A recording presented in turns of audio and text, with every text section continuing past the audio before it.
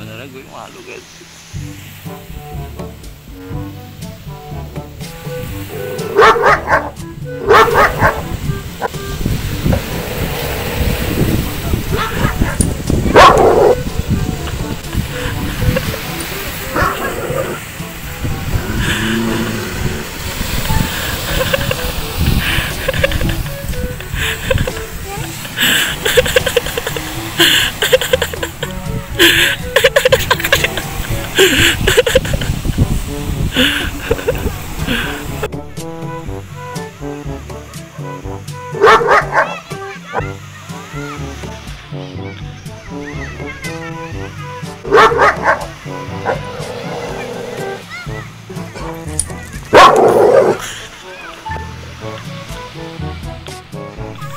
Karena baterainya habis, ini gue lupa ngecas tadi, sebentar banget ya tadi ngecas. Jadi untuk prank ini cukup segitu aja. Nanti lagi kita lanjut ya, gimana sih komentar-komentar subscriber saya, apakah bagus? Nanti saya akan buat lagi yang part kedua. Oke, pokoknya tetap tongkrongnya lupa guys.